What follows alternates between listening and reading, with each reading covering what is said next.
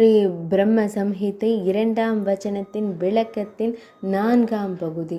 அதுவே நித்தியமான இருப்பிடம். அங்குள்ள பூமி சிந்தாமணி, அதாவது சிந்தாமணி நிறைந்த தாமரை வடிவமான கோகுலம். அந்த கோகுலமே மிகப்பெரிய மேன்மையான நெல்லை, அதாவது இளம் அல்லது மகத் என்ற சொல்லின் பொருள்.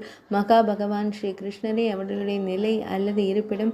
மகா வைகுந்த வடிவம். பெரிய என்ற சொல்லின் பொருள். இதுவே இந்த வச்சனம் பல்வேறு விதங்களில் செவிமடுக்கப்படுகிறது. இந்த அச்சத்தை போக்குவதற்காக இந்த வச்சனம் கோகுலம் என்று அழைக்கப்படுகிறது என்பது ஆடை மொழியுடன் நிச்சயமாக குறிப்பிடப்பட்டுள்ளது. இங்கே கோகுலம் என்ற சொல்லின் ஒரே மாதிரியான அர்த்தத்தின்படி அது பசுக்களின் இருப்பிடமாகும். ஒரே மாதிரியான கருத்துக்கள் யோகத்தின் பொருள்களை திசை திருப்புகின்றன. இந்த தீர்ப்பின்படி கோகுலம் என்ற சொல் பசுக்கள் மற்றும் மாடுகளின் இருப்பிடத்தை குறிக்கிறது. வேறு எதுவும் உணரப்படவில்லை. இதை மனதில் கொண்டு ஸ்ரீமத் பாகவதத்தின் 10ஆம் ஸ்கந்தத்தின் 10ஆம் அத்தியாயத்தில் உள்ள 34ஆம் ஸ்லோகத்தில் பகவான் கோகுலேஸ்வரக என்று குறிப்பிடப்பட்டுள்ளார். அதாவது பகவான் ஸ்ரீ கிருஷ்ணர் கோகுலத்தின் கடவுளாவார். எனவே பிந்தைய நூலிலும் இதே போன்ற ஒரு விளக்கத்தை அளிப்பது பொருத்தமானது.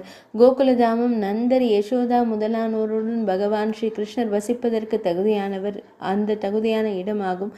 அதனால்தான் இங்கு மகத் என்ற சொல் பயன்படுத்தப்பட்டுள்ளது. இங்கு நாம் இப்போது மகத் பதத்தின் முறையான பொருளை கூறுகிறோம். எல்லையற்ற தன்மையால், அதாவது ஸ்ரீ பலதேவரின் பலராம சுவாமியின் ஒரு பகுதியால் அல்லது பிரம்ம ஜோதியின் பிரிவால் உருவாக்கப்பட்டதால் கோகுலத்தை மகத் என்ற சொல்லால் அழைக்கலாம்.